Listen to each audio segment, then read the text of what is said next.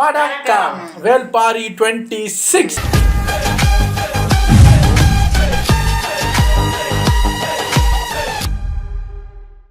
நாலு நாள் போர் முடிந்ததுக்கு பிறகு இப்போ என்ன நடக்க போகுது அப்படிங்கிறத பார்க்க போகிறோம். அங்கே டென்ட்டில் கிடக்கிற கைதியை காப்பாற்ற போகிறாங்களா, அதுக்குள்ளே அவங்க தலையை வெட்ட போகிறாங்கிறாங்க. என்ன பிளானு, ஏது என்ன சூழ்ச்சியெல்லாம் நிறையா நடக்குது. பயங்கரமாக இருக்குது. ரெண்டு சைடு இல்லை, சூழ்ச்சின்றது ஒரு சைடு தான். ஸோ பாரியை போட்டு தள்ளுறதுக்கு தான் அவங்க எல்லோரும் பிளான் பண்ணிட்டு இருக்காங்க. என்ன ஏதுங்கிறத இன்றைக்கி நம்ம தெரிஞ்சுக்குவோம். இன்றைக்கி ஒரு 18 minutes வீடியோ இருந்தால டக்குன்னு பார்த்துட்டு போன பாட்டில் அப்பா குலசேகர பாண்டியன் புள்ள பொதிய வெப்பகிட்ட உன் பொண்டாட்டி பாரிய நமக்கு தெரியாம இருளுமேட்டுக்கு போய் பார்க்க போறா. அவளுக்கே தெரியாம அவ கூட நம்ம வீரர்களும் போக போறாங்க. நாளைக்கு நைட்டு அந்த மீட்டிங் நடக்க போகுது. அதோட பாரியோட கதையும் முடிய போகுது, இந்த போரும் முடிய போகுதுங்கிற மாதிரி பேசிக்கிட்டு இருந்தாங்க. அதுக்கு அப்புறம் என்னாச்சு அப்படின்னு பார்ப்போம். நம்ம திசைவேலரோட கை உயர்ந்ததும் தட்டியங்காட்டுல அந்த 5வது நாள் போரு, அந்த போருக்கான முரசொலி ஒலிக்க ஆரம்பிக்குது. ஆனா தட்டியங்காட்டுல நேத்து நடந்த அந்த சண்டையில பிணக்குவியல்கள் அங்கேயும் இங்கேயும் அப்படியே குவிஞ்சு கிடந்தது இல்லையா, அதை அகற்ற அந்த பணி கூட இன்னும் முழுமையா முடிமையடையவில்லை. யானைகள் இன்னும் பிணங்களை இழுத்தபடிதான் இருக்கு. 2 பக்கமும் ராணுவ வீரர்கள் இருக்காங்க. அவங்களுக்கு நடுவுல அங்க சிதறப்பட்ட நேத்தைய போர்ல செத்து போனவங்களோட பாடிஸ் கிடக்கு. இங்க கிடக்கிற அந்த பாடியை முழுமையா அகற்றாம நாம முன்னேறி போக வேண்டாம் அப்படிங்கிறாரு நம்ம தளபதி முடிய. அந்த பக்கம் மூவேந்தர்களோட படபாத்தா ரொம்ப தூரத்துல அணிவகுத்து நிக்கிறானுங்க. கருங்கைவான நேத்து நடந்த அந்த சம்பவத்துல ரொம்பவே வெக்ஸ் ஆயிருக்காங்க. என்ன முடிவெடுத்தாலும் என்ன நம்ம பால் போட்டாலுமே அவங்க அருமையா கோலை அவங்க போட்டுக்கிட்டு இருக்கானுங்க. என்ன பண்ணணும் தெரியாம கருங்கைவான முழிக்கிறான். சரி, இந்த தடவை பேரரசர் என்ன உத்தரவு போடுறாரோ அதையே செய்யலாம் அப்படிங்கிற மாதிரி காத்துக்கிட்டு இருக்கான். எதிர்பார்த்த மாதிரியே பேரரசர் குலசேகர பாண்டிய வரார். என்ன சொல்றாரு தெரியுமா? தற்காத்து நில், எதிரிகள் முன்னேறி வந்தால் மட்டும் தாக்கு, சும்மா நேரத்தை கடத்தினா போதும் அப்படின்னு உத்தரவு கொடுக்க, அதே சமயம் அந்த பக்கம் நம்ம முடியணும் கிட்டத்தட்ட அதே மாதிரி ஒரு முடிவுல தாங்க இருக்கான். காலாட்படை வீரர்களையும் தேர்ப்படை வீரர்களையும் மட்டும்தான் கொஞ்சம் முன்னேறி போகிறதுக்காக உத்தரவு கொடுத்திருக்கான். தேர்ப்படை தளபதியா புதுசா விண்டன் அப்படின்றவனுக்கு இன்னைக்கு பொறுப்பு கொடுக்கப்பட்டிருக்கு. ஏற்கனவே இருந்தவர் தான் அந்த பெருசு இறந்துட்டாரு இல்லையா. சோ இனி தேர்ப்படை தளபதி விண்டன் தான். புதுசா வந்தவன் ஏறி போய் தாக்கணும்னு அந்த துடிப்பு இருக்கும். ஆனா முடிய ரொம்ப தெளிவா உத்தரவு போட்டிருக்கான். அதெல்லாம் கூடாது, தற்காத்து மட்டும் போர் புரிஞ்சா போதும் அப்படின்னு இருக்காரு. இப்படி 2 படையுமே பெருசா முன்னேறி போய் தாக்காம அப்படியே மெதுவா காலத்தை கடக்குறாங்க. அங்க சின்ன சின்ன தேரோட மோதல்கள் மட்டும்தான் இருக்கு. இந்த 2 படையோட தளபதிகளுமே தெரிஞ்சே ஏதோ ஒரு விளையாட்டை விளையாடிக்கிட்டு இருக்கிற மாதிரி நம்ம திசைவேலர் யோசிக்கிறார். எப்படி இன்னைக்கு போர் முடிகிற அந்த லாஸ்ட் 1 or 2 hours ஒரு பெரிய தாக்குதல் நடக்கலாம் அப்படின்னு கணித்தார் நம்ம திசைவேலர். ஆனா அவர் எதிர்பார்த்த மாதிரி அன்னைக்கு எதுவும் நடக்கலங்க. நாளிகை வட்டத்தை பார்த்தா அன்னைய நாள் முடிகிற நேரம். கைய மறுபடியும் உயர்த்தி முரசொலியை எழுப்பி 5ஆம் நாள் போற முடிச்சு வைக்கிறாரு நம்ம. போர் முடிஞ்சதும் சூரிய ஒளி அப்படியே கொஞ்சம் கொஞ்சமா குறைய ஆரம்பிச்சதும் குலசேகர பாண்டியரோட கூடாரத்தை நோக்கி புள்ள புதிய வெப்பம் போறாங்க. எல்லா பேரும் எதிர்பார்த்த அந்த ராத்திரி இன்னைக்கு வந்துருச்சு. இன்னைக்கு தான் குலசேகர பாண்டியனோட மருமக நம்ம இளவரசி பொற்சுவ பாரிய பாக்குறதுக்காக போக வேண்டிய அந்த நாள். பல்லக்கும் புறப்பட்டு போகுது. வழிகாட்டியா முன்னாடி போறவன் தான் அந்த சிற்பி காராளி. கொஞ்சம் பயந்துகிட்டு தான் போய்கிட்டு இருக்கான். பல்லக்குள்ள இருக்கிறது யாரு அப்படின்னா நம்ம பொற்சுவையோட அந்த ஃப்ரெண்டு ஒருத்தி இருப்பாள்ல, சுகமதி. அவங்க 2 பேருமே போறாங்க. நான் வெளியில நடந்து வரேன் அப்படின்னு ஃப்ரெண்டு சுகமதி எவ்வளவோ சொன்னாலும் அவங்க கேட்கல. பல்லக்குல என் கூட தான் வரணும் அப்படின்னு கூட்டிட்டு வந்திருக்கிறா.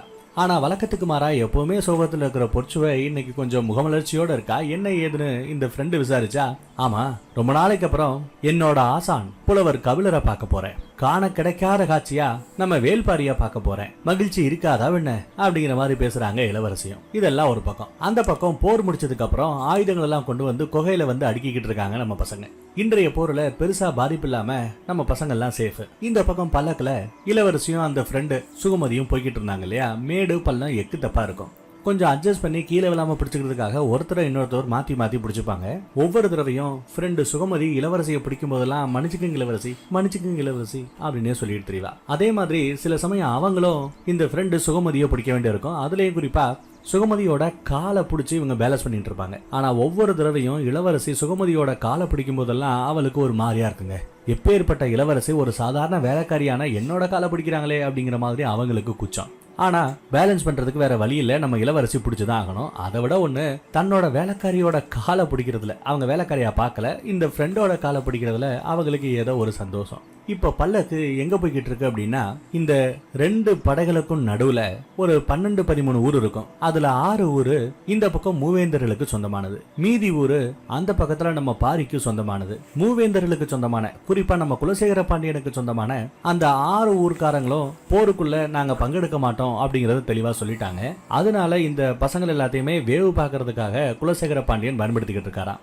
அதனாலேயே இந்த 6 ஊரையும் தாண்டணும் சொல்லிட்டு வேகமா போக சொல்லி உத்தரவு போட்டுட்டு இருக்காங்க நம்ம இளவரசி. அப்ப நம்ம தோழி சுகுமதிக்கு ஒரு சந்தேகம் வருது. ஒருவேளை நாம இப்ப போறது கூட குலசேகர பாண்டியனுக்கு தெரிஞ்சிருந்தா அப்படின்னு கேட்டா, பேரரசுகள் என்ன செஞ்சுக்கிட்டு இருக்காங்க அப்படிங்கறத சாதாரண ஆட்கள் நீயும் நானும் தெரிஞ்சுக்கும் போது நாம என்ன பண்ணிக்கிட்டு இருக்கோங்கிறது அந்த குலசேகர பாண்டியனுக்கு தெரியாதா என்ன அப்படின்னு அசால்ட்டா சொல்றாங்க பொறிச்சுவ. அதை கேட்டதும் இந்த ஃப்ரெண்டு சுகமதி அதிர்ந்தே போறா. நாம போற மேட்ரு குலசேகர பாண்டியனுக்கு தெரிஞ்சிருந்தா பிரச்சனை பெருசா இருக்குமே, ஏதாவது ஒரு திட்டம் போடுவாங்களே அப்படின்ற மாதிரி கேக்குறாங்க ஃப்ரெண்டு. ஆக்சுவலா இவங்க போன வாரம் வரைக்கும் போர் வேண்டாம் அப்படிங்கிற அந்த மேட்டரை பத்தி டிஸ்கஸ் பண்றதுக்காக தான் பாரிக்கிட்ட போற மாதிரி இருந்தது. ஆனா இன்றைய கால சூழலே வேற மாதிரி இருக்கு. இனி இந்த போரை யாராலையும் நிறுத்த முடியாது அப்படிங்கிற அந்த சூழல் இருக்கு. அதை நம்ம பொறிச்சுவையும் புரிஞ்சுக்கிறாங்க. அதை பத்தி இந்த ஃப்ரெண்டு கிட்ட சொல்ல, என்னமா சொல்றீங்க, போரை நிறுத்த முடியாதுன்னு தெரிஞ்சே ஏன் அப்ப இந்த மீட்டிங் அப்படின்னு கேட்டா, அப்ப நீங்க யாரோட வெற்றிக்காக உதவ போறீங்க அப்படின்னு கேட்டா, எந்த பக்கம் வேணாலும் ஜெயிக்கலாம் தோக்கலாம், அதை தீர்மானிக்க போறது நாம இல்ல, அதுக்கு நாம உதவ போறதும் இல்லைங்கிறாங்க நம்ம இளவரசி. அப்புறம் இந்த பயணத்தோட நோக்கம் என்ன, இந்த மீட்டிங்கோட அஜெண்டா என்ன அப்படின்னு கேக்குறாங்க அந்த ஃப்ரெண்டு. அது ஒண்ணும் இல்ல, நம்ம பாரிய சதியால குலசேகர பாண்டியன் வீழ்த்த பார்க்கிறார். அதுவும் இன்னைக்கு ராத்திரி தான் அந்த சதி நிகழப் போகிறது, அதை தடுக்கத்தான் நான் போறேன் அப்படின்னு சொல்லும் போது சுகுமதியோட முகம் ஒரு மாறியா மாறுங்க. என்ன இளவரசி சொல்றீங்க, நீங்க சொல்றது உண்மையா? நம்ம பேரரசரா இந்த செயலை செய்ய போகிறார் அப்படின்னு கேட்டா, நம்ம பேரரசர் இல்ல, சோழ பேரரசர் தான் அந்த செயலை செய்ய போகிறார் அப்படிங்கிறாங்க நம்ம பொறிச்சுவ. இது என்னடா புதுக்கதையா இருக்கு, குலசேகர பாண்டியன் செய்ய போறது இல்லையா, சோழ அரசர் செய்ய போறாரா? இளவரசி, இந்த மீட்டிங்கை அரேஞ்ச் பண்றதுனால உங்களுக்கு ஏதாவது ஆபத்து வந்துருமோ அப்படிங்கிற மாதிரி அந்த ஃப்ரெண்டு சுகமதி கேட்டா, அது நம்ம கையில இல்ல, நம்ம பேரரசர் குலசேகர பாண்டியருக்கு இந்த மீட்டிங் சம்பந்தப்பட்ட மேட்டர்ஸ் எவ்வளவு டீட்டெயிலா தெரிஞ்சிருக்கோ அதை பொறுத்தது அப்படிங்கிறாங்க இவங்க. அது மட்டும் இல்லாம இப்ப இவங்களுக்கு வழிகாட்டிட்டு போறது யாரு, நம்ம சிற்பி காராளி. காராளியோட எல்லா நடவடிக்கைகளையுமே குலசேகர பாண்டியன் கண்காணிக்கிறதா இவங்க சொல்ல, சுகமதி அப்படியே நெருங்கி போறா. என்ன சொல்றீங்க இளவரசி, அவனை நம்பித்தானே இந்த பயணத்தையே நம்ம மேற்கொண்டு இருக்கிறோம், கண்டிப்பா இது ஆபத்துல தான் போய் முடிய போகுதுன்னு பயப்படுறாங்க. ஒருவேளை காராலியும் குலசேகர பாண்டியனுக்கு துணை போயிட்டானோ அப்படிங்கிற மாதிரி கேட்க, சேச்சே அவன் அப்படி இல்ல, அவன் உண்மையான ஒரு கலைஞன், நல்லவன். ஆனா அவனுக்கே தெரியாம அவனோட எல்லா நடவடிக்கைகளுமே கண்காணிக்கப்படுகின்றன. அவன் எப்படி நமக்கு நடக்கிற மேட்டர் எல்லாத்தையும் சொல்றானோ அதே மாதிரி அவனை பத்தி வேற யாரோ குலசேகர பாண்டியன் கிட்ட இன்ஃபர்மேஷன் கொடுத்துக்கிட்டே இருக்காங்க. எனக்கு இன்னைக்கு பாரியோட உசுர பறிக்க போற அந்த சதி நடக்க போதோ அப்படின்னு எனக்கு தோணிக்கிட்டே இருக்கு. அந்த சதியை பத்தி நான் கேள்விப்பட்டதுமே எப்படியாவது போய் பாரியோட உசுரை காப்பாத்தணும்னு தான் எனக்கு தோண ஆரம்பிச்சது. நான் கேள்விப்பட்டது மட்டும் உண்மையா இருந்தா கண்டிப்பா அந்த சதியை முறியடிச்சிடலாம் அப்படிங்கிற மாதிரி நம்ம பொறிச்சுவ சொல்றாங்க. அப்ப நம்ம சுகமதி கேக்குறாங்க, நீங்க கேள்விப்பட்டது உண்மைதான் அப்படிங்கறத எப்படி நீங்க ஃபர்ஸ்ட் ஆஃப் ஆல் நம்புறீங்க அப்படின்னு கேட்டா, அதுக்கு இந்த அம்மா வித்தியாசமா ஒரு கேள்வியை பதிலாலேயே சொல்றாங்க. என்ன மாதிரி சொல்றாங்கன்னா, எல்லாவற்றையும் உண்மை இல்லை என நம்ம நம்பணும், அப்பதான் உண்மை எதுவோ அது மட்டும் தனித்து துலங்கும். எப்படி எல்லாத்தையுமே உண்மை இல்லை அப்படின்னு நினைச்சுக்கிட்டு ஒவ்வொன்னையும் சந்தேகப்பட்டுக்கிட்டு இருக்கும்போது எதன் மீது சந்தேகம் பெருசா வரவில்லையோ அது உண்மையாக இருக்க வாய்ப்பு இருக்கிறது அப்படின்னு புரிஞ்ச மாதிரி சொல்றாங்க. ஆனா நமக்கு தான் புரிய மாட்டேங்குது. உங்களை போன்ற இளவரசர்களுக்கு மட்டும்தான் இதெல்லாம் புரியும், எங்களை போன்ற சாமானியர்களுக்கு இதெல்லாம் புரியாது அப்படிங்கிற மாதிரி நம்ம சுகமதியும் சொல்றாங்க. இந்த பக்கம் நம்ம பாரியும் காலம்பனும் ஒரு குடில சாப்பிட்டுட்டு இருக்காங்க. நேத்து நம்ம தேக்க இங்க வரல இல்லையா, அதே மாதிரிதான் இன்னைக்கும் வரல. அவனோட குடிலேயே தங்கிட்டான். உடம்புல அங்கங்க அடிபட்டு கஷ்டப்பட்டு இருக்காரு இல்லையா, நெஞ்சு கூட வலிக்குது அவருக்கு. வாரிக்கையனும் நாகரகரட்டுல மேல இருந்துட்டாரு. உதிரை ஈங்கிங்க நம்ம விண்ட அவங்க 3 பேரும் எதுக்கு நின்று அப்படியே பேசிக்கிட்டு இருக்க, அவங்கள பார்த்தபடி அமர்ந்திருக்கிறா நம்ம புலவர் கபிலர். அவரோட மனமும் ரொம்பவே மிகுந்த ஒரு கவலைக்குள்ள இருக்கிற மாதிரி தெரியுதுங்க. அவருக்கு என்ன கவலை அப்படின்னா, தேக்கங்கிட்டயோ இல்ல முடியங்கிட்டயோ கலந்து கொள்ளாம பொறிச்சுவைய வர சொல்லிட்டோமே அப்படிங்கிற அந்த தவிப்பு தான். அந்த தவிப்பு அடங்கவே இல்லை. அந்நேரமா பாரிய பார்த்துட்டு நம்ம முடிய அங்க இருந்து கிளம்புறான். பாரிய பார்த்துட்டு இந்த பக்கத்துல பாட்டாபிரை அப்படிங்கிற அந்த இடத்துக்கு வந்துகிட்டு இருக்கா. அங்கதான் நம்ம புலவர் இருக்காரு. அவன் இங்க வந்து சேர்றதுக்குள்ள நடுவுலயே போய் எதுக்கவே போய் அவனை பார்த்து பேசிடலாம் அப்படின்னு நினைச்சுக்கிட்டு தீப்பந்தத்தை கையில எடுத்துக்கிட்டு கொஞ்சம் வேகமா முன்னோக்கி நடந்து போறார். யாருமே இல்லாத இடத்த வச்சு முடியுங்கிட்ட அந்த மீட்டிங்கை பத்தி பேசணுன்ற ஆர்வத்துல போய்கிட்டு இருக்காரு. அதே சமயம் அந்த பக்கம் பாரிய மேல பார்த்துட்டு கீழே முடிய இறங்கி வந்துகிட்டு இருப்பான். அவனை நம்ம புலவர் போய் பார்க்கறாரு. தேக்கனோட உடல்நிலை எப்படி இருக்கு அப்படின்னு விசாரிக்கிறாரு. கொஞ்சம் கஷ்டம்தான், இருந்தாலும் சமாளிச்சு போர்ல இறங்கிக்கிட்டு இருக்காரு. பாரிய போர்ல இறக்கி விட கூடாதுங்கிறதுக்காக அவரு கஷ்டப்பட்டு இருக்கிற மேட்டர் எல்லாம் சொல்றாப்ல. அப்புறம் நேத்து இந்த மாதிரி காராலின்னு ஒரு சிற்பக்கலை கலைஞர் வந்து இவரை பார்த்து பொறிச்சுவை பார்க்க போற அந்த மீட்டிங்கை பத்தி சொன்னாங்க இல்லையா, அந்த கதை எல்லாத்தையும் சொல்லிடுறாங்க. தேக்கனையோ இல்ல ஒன்னையோ கலந்து கொண்டுதான் அந்த மீட்டிங்க்கு எஸ் இல்ல நோன்னு சொல்லலாம்னு வெயிட் பண்ணிட்டு இருந்தேன். ஆனா அவங்க 2 பேரையும் கடைசி வரை சந்திக்கக்கூடிய அந்த வாய்ப்பே கிடைக்காம போயிடுச்சு. வேற வழி இல்லாம சரின்னு சொல்லிட்டேன் அப்படின்னு சொல்ல, அதை கேட்டதுமே முடியனுக்கு செம சாக்கு. ஏன் அப்படி சொன்னீங்க? போர் சூழல் எவ்வளவு மோசமாகிட்டு இருக்கு, இந்த நிலைமையில போய் ஒரு பொண்ணை இங்க வர வச்சிருக்கீங்களே அப்படின்னு சொல்லி இவன் வருத்தப்படுறான். எனக்கும் புரியுதுப்பா, ஆனா என்னால அந்த மீட்டிங்கை தவிர்க்க முடியவில்லை. உங்க 2 பேரையும் என்னால பார்க்க முடியாதனால என்னால வேற முடிவும் எடுக்க முடியல, சரின்னு எஸ்ன்னு சொல்லிட்டேன் அப்படின்னு இவங்க பேசிட்டு இருக்கும் போதே ஒரு வீரன் நம்ம முடியனை பார்த்து பேசுறதுக்காக பாட்டாபுரையில இருந்து மேலேறி வரான். நம்ம புலவர் வந்தார் இல்லையா, அந்த இடத்துல இருந்து வரான். காராளிங்கிற ஒருத்தர் நம்ம எல்லைக்குள்ள வந்துட்டதாவும் அவன் கூட ஒரு பல்லக்கு வந்துகிட்டு இருக்கிறதாவும் அவன் வந்து செய்தி சொல்றான். வர்றவங்க கபிலர்கிட்ட அப்பாயின்மெண்ட் வாங்கிட்டு வந்ததா சொல்றாங்க அப்படின்னு அதையும் சொல்றான். உள்ள விடலாமா அப்படின்னு கேட்கிறான். முடிய உடனே நம்ம கபிலரை பாக்குறாரு. கபிலர் முழிக்கிறாரு. என்னது இது, ஆக்சுவலா மீட்டிங் நாளைக்கு தான், இன்னைக்கே அந்த பொண்ணு வராளா அப்படின்னு யோசிக்கிறாரு. வர்றவங்களோட நோக்கம் என்ன அப்படிங்கிறது நமக்கு தெரியாது. இவ்வளவு தூரம் வந்தவங்களையும் திரும்பி போங்க அப்படின்னு நம்ம சொல்லவும் முடியாது. சரி, அந்த காராளிய அங்கேயே நிப்பாட்டிடுங்க, பல்லக்க மட்டும் உள்ள அனுமதிங்க, வழிகாட்ட நம்ம வீரர்களை மட்டும் பயன்படுத்துங்க அப்படின்னு உத்தரவு போடுறான் அவன் முடிய. அதே மாதிரி பள்ளத்தாக்கோட நுழைவு பகுதியிலேயே காராளி நிறுத்தப்படுகிறான். பரம்பு வீரர்கள் 2 பேர் வழிகாட்ட பல்லக்க தூக்குற அந்த அண்ணர்கள் அப்படியே பல்லக்க தூக்கிக்கிட்டு வந்துட்டு இருக்காங்க. பக்கத்துல வர வர வர பல்லக்குள்ள இருக்கிற நம்ம இளவரசிக்கு ஒரு மாதிரி ஃபீல் ஆகுதுங்க. ஏதோ தப்பு பண்றோமோ அப்படிங்கிற அந்த எண்ணம் வந்து அவங்கள குத்திக்கிட்டே இருக்கு. ஃப்ரெண்டுக்கு என்ன நடக்குதுன்னு புரியல, சுகமதிக்கு சுத்தமா புரியல. நல்ல ஸ்ட்ராங்கா போல்டா இருந்து வந்த பொண்ணு நம்ம இளவரசி திடீர்னு ஏன் இப்படி ஒரு மாதிரியா பிஹேவ் பண்றாங்கன்னு புரியல. அதே சமயம் இளவரசி பொற்சுவையோ நம்ம தோழி சுகமதியை பார்த்து உன் காதுல கிடக்கிற எல்லா நகையையும் கலட்டி கொடு அப்படின்னு கேக்குறாங்க. இவங்களுக்கு ஒன்னும் புரியல, இருந்தாலும் காதுல கிடக்கிற எல்லாத்தையும் எடுத்து கழட்டி கொடுக்குறாங்க. அதே மாதிரி நம்ம பொற்சுவை அவங்க காதுல கிடந்த நகையெல்லாம் கலட்டி 2 பேரும் மாத்தி வச்சுக்கிறாங்க, மாட்டிக்கிறாங்க. எதுக்கு இளவரசி அப்படின்னு கேட்டா சொல்றதை செய்.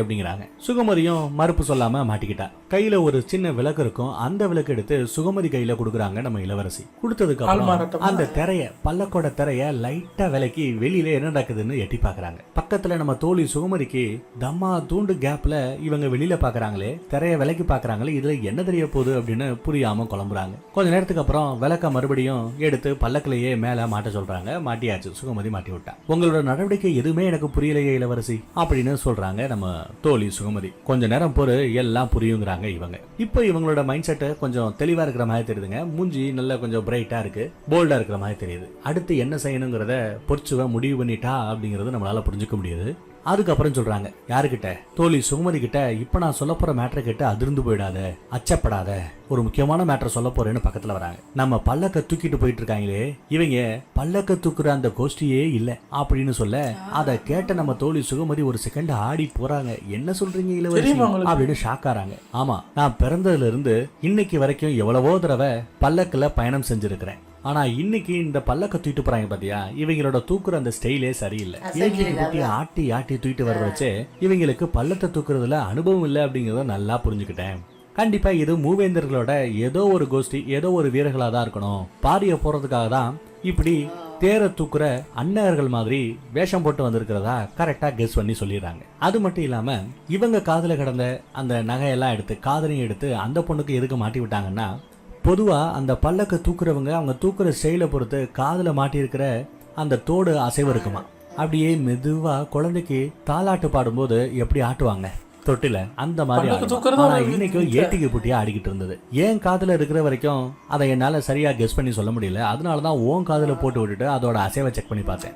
இஷ்டத்துக்கு ஆடுது. கண்டிப்பா இவங்க தேர தூக்குற கோஷ்டியே இல்லன்னு அடிச்சு சொல்றாங்க நம்ம இளவரசி. சரி, லைட்டா தரைய விலைக்கு பாத்தீங்களே, அது என்ன அப்படின்னு கேட்டா, ஆமா, திரைய விலைக்கு தூக்கிட்டு போறாங்களே, இந்த கோஷ்டியோட காலை பார்த்தேன் அப்படிங்கிறாங்க. பொதுவா இந்த தேரை தூக்குறாங்க பாத்தீங்களா, அவங்களோட வேலையே என்ன, தேரை தூக்கிட்டு பல கிலோமீட்டர் தூரம் நடந்து நடந்து நடந்து அவங்களோட கால்ல, அதுலயும் குறிப்பா முட்டிக்கு கீழே இருக்கிற அந்த பகுதியில, பாதத்தை நெருங்கி இருக்கிற அந்த பகுதிகளில் முடியே இருக்காதான். நடந்து நடந்து நடந்து முடியெல்லாம் தேஞ்சு போயிடும், முழுக்கட்டின்னு இருக்குமா.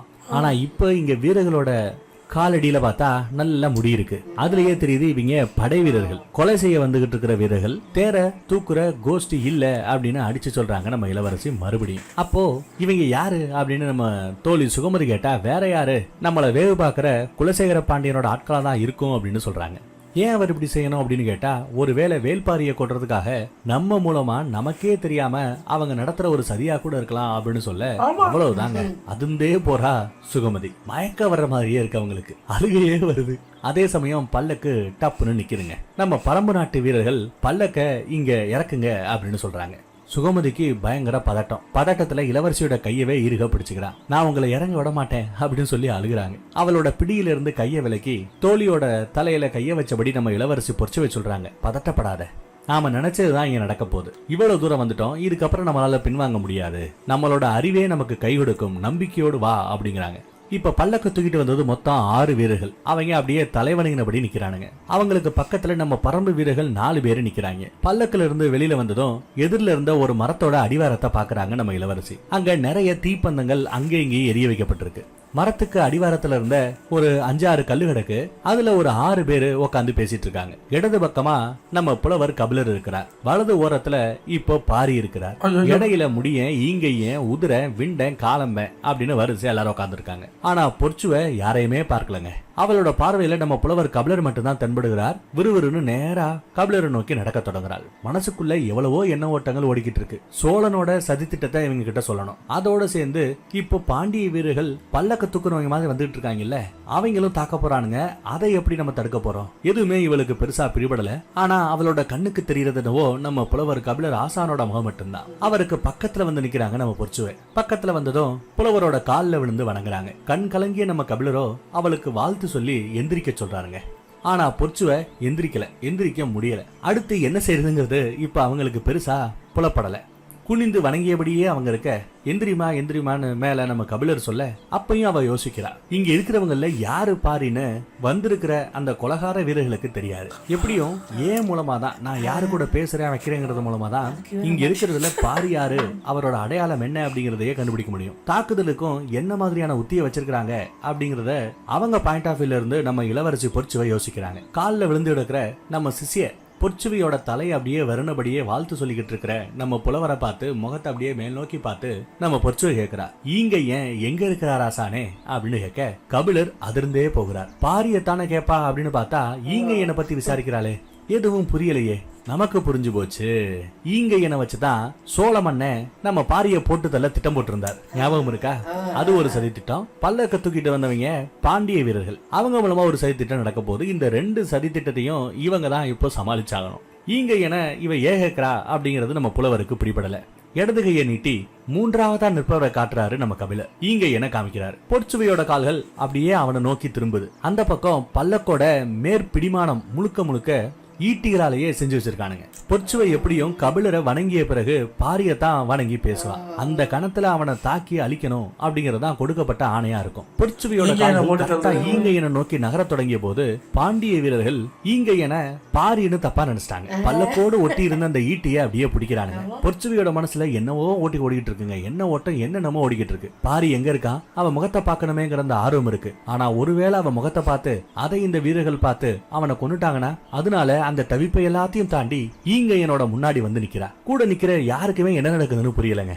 ஈங்கையனை பார்த்தபடி கைய குவித்து அவனோட காலை தொட்டு வணங்குவதற்காக, காலில் விழுந்து வணங்குறதுக்காக மண்டி போடுறாங்க நம்ம பொற்சுவை. ஈங்கையன் ரொம்ப பதட்டத்தோடு அவளை தடுக்க முற்படும் போது நம்ம பாண்டிய வீரர்கள் அதாண்டா சாக்குன்னு ஈட்டி எடுத்து அப்படியே மின்னல் வேகத்துல பாயிறானுங்க. பக்கத்துல நிக்கிறவங்க என்ன ஏதுன்னு புரிஞ்சுக்கிறதுக்கு முன்னாடியே அடுத்தடுத்து அந்த ஈட்டிகள் சதக்குன்னு இறங்குனுங்க. மற்றவங்க எல்லாம் ஈங்கையனை நோக்கி ஓடி வர்றதுக்குள்ள நம்ம கபிலரோட முகத்துல ஈங்கையனோட உடம்புல ஈட்டி இறங்குனதுல அப்படியே ரத்தம் பீச்சி அடிக்கும். பாத்தீங்களா, அது நம்ம கபிலரோட முகத்துல அடிக்குது. அந்த இடமே அப்படியே ரத்த கலரி ஆகுதுங்க. எதிர்பாராத நேரத்துல இப்படி ஒரு தாக்குதலுக்கு இறங்கின நம்ம பாண்டிய வீரர்களை, அந்த பல்லக்க தூக்கிட்டு வந்தவங்கள பரம்பு வீரர்கள் சும்மா விடுவாங்களா? கண் இமைக்கிற அந்த நேரத்துக்குள்ள அவங்க எல்லாத்தையும் வெட்டி சரிச்சிடறாங்க. ஒரு பய கூட உசுரோட இல்லைங்க. அலறல் சத்தம் மட்டும் தான் கேக்குது. தாக்குதல் நடக்கிற அந்த சத்தத்தை கேட்டு பல்லக்குல இருந்து வெளியில வர்றாங்க நம்ம சுகமதி. மரத்தடியில பார்த்தா நம்ம இளவரசி இருக்காங்க. பக்கத்துல ஒரே ரத்த கலரியா இருக்கு. ஐயோ இளவரசி அப்படின்னு அந்த ஃப்ரெண்டு கத்துறா. அடுத்து என்ன போகுது அப்படிங்கறத நாளைக்கு பார்ப்போம். அவங்க அனுப்புனாங்க சோழராக்கள். அதான் இவங்களுக்கு இப்ப இருக்கிறது ஒரு புல்லட்டு, ஆனா சுட வேண்டியது 2 பேரும். ஒரே கல்ல 2 மேங்கோ. அதான் இன்னைக்கு அந்த என்ன சொல்றது, போர் இல்லை ஆனாலும் ஒரு செம சீனு. எனக்கு இந்த சீனை பார்த்தோன்னே இன்னொரு தமிழ் படத்துல ஒரு சீன் ஞாபகம் வந்தது. ஜிகர் தண்டா படத்துல ஒரு சீன் இருக்கும்ல, அசால்ட் சேதுவை போடுறதுக்கு போவாங்க. அப்போ ஒரு தியேட்டர்ல இருக்கிற பாத்ரூம்ல வச்சு, அசால்ட் சேது யாருன்னு இவங்களுக்கு தெரியாது, அடையாளம் தெரியாது. அவர் பக்கத்து பாத்ரூம்ல இருப்பாரு. இந்த பாத்ரூம்ல இருக்கிற ஒருத்தரை சுட்டுருவாங்க. சுட்டுட்டு ஃபோன் பேசுவாங்க, அண்ணே சேதுவை போட்டாச்சுன்னு நாய் மாதிரி கிடக்குறான். அவர் பக்கத்து பாத்ரூம்ல கேட்டுக்கிட்டு இருக்காரு. நாய் மாதிரி கிடக்குறான், ஆள் அடையாளமே தெரியாமல் உப்பி போயிட்டாரு அப்படின்னு பேசிகிட்டு இருப்பாங்க. பேசிகிட்டு இருக்கும்போது கன் சவுண்டு கேட்டு சேதோட ஆளுங்கெல்லாம் ஓடி வந்துடுவாங்க. இவங்க பார்த்து, என்னடா உங்கள் அண்ணனை கூட்டு போய் வந்துருக்கீங்களா, அள்ளிட்டு போங்கடா சுட்டு போட்டிருக்கேன் அப்படின்னோடனே சேதுவோட ஆளுங்கெல்லாம் இவர் பேசுகிறத பார்த்துட்டு அந்த பக்கம் பார்ப்பாங்க. அந்த பக்கம் யாரை பார்க்குறான்னு பார்த்தா சேது இப்படி நிற்பார். அப்போ இவருக்கு இப்போ இங்கே நடக்கிற சுச்சுவேஷனை பார்த்துட்டு இவன் தான் சேதுவா அப்படின்னு சுட போவார். புல்லட் இருக்காது. சேது என்ன பண்ணுவார், அசால்ட்டாக மறுபடியும் கண்டினியூ பண்ணதுக்கு பாத்ரூம் போயிடுவார். ஏன்னா தெரியும் எங்கள் ஆளுங்க போன என்ன பண்ண போகிறாங்க பாருன்னு. எனக்கு இந்த சீனை பார்க்கும்போது அந்த ஜிகர்தண்டா சீன் தான் ஞாபகத்துக்கு வந்தது. மேபி இதில் இன்ஸ்பயர் ஆகி கூட அவங்க அதை எழுதியிருக்கலாம், சொல்ல முடியாது. ஆனால் அந்த காலத்தில் இந்த ஃபோட்டோ இருக்காது, அது இருக்காது, அதெல்லாம் ஒரு ப்ளஸ் பாயிண்ட். எப்படின்னா அவங்களுக்கு இப்போ தெரியும் இதில் பாரி யாருன்னு நமக்கே தெரியலையே, இவங்களுக்கு எப்படி தெரியும். இப்போ இங்கே வந்து போட்டு தள்ளணுமே, சரி இப்போதைக்கு இவன் தான் பாரி, போய் காலில் விழுந்துருவான் அப்படின்னு ஐயா காலில் விழுந்ததுதான் தேவதை எடுத்து சொருவிட்டானு. இவங்களுக்கு தெரியும் தானே எப்படி அவங்க யாரை போய் வணங்குறாங்களோ அவர் தான் பாரி. அதான் அப்போ அவர் சொல்லியிருப்பாரு. இதெல்லாம் முடிஞ்சதுக்கப்புறம் கவிழர் கேட்டுப்பாரு, ஏம்மா உனக்கு டியூஷனில் உன்னை மண்டையில் குட்டுனேங்கிறதுக்காக நல்ல வேலை 2ஆவதா என் காலில் விழாமல் இருந்தீங்க, முதல்ல வந்து விழுந்திய, ரொம்ப நன்றிம்மா. அவர் அந்த ஊராக போகிறதுனால அவர் எல்லாருக்கும் அடையாளம் தெரிஞ்சிருக்கும். சப்போஸ் அந்த இடத்துல இங்கே நில்லாட்டி என்ன பிளான் போட்டிருப்பாங்க, இங்கே அங்கதான் இருந்து ஆகுவா 2 அவர் தான் வாரியை போடணும். அதுதான் ஒரே நேரத்தில் 2 வாங்க செம பிரெயின். ஆஹா செம சீனுங்க, செமையா இருந்தது, எனக்கு ரொம்ப பிடிச்சிருக்கு, நல்லா இருக்கு. இதுவும் நல்லா இருந்துச்சு. அந்த அவர் சாகலை வந்த தலையை வட்டின சீனு. அதான் நான் இப்போ என்ன நினைச்சேன்னா, இவங்க இப்படியெல்லாம் யோசிச்சுட்டு இருக்கும்போது நாளைக்கு பார்க்கலாம் பாய் அப்படின்ட்டு போயிடுவாரோன்னு நினைச்சேன். சீனை முடிச்சு வச்சுட்டே போனதுக்கு நன்றி. உங்களை நாளைக்கு 27ல் வந்து சந்திக்கிறேன். டேக் கேர், பாய்.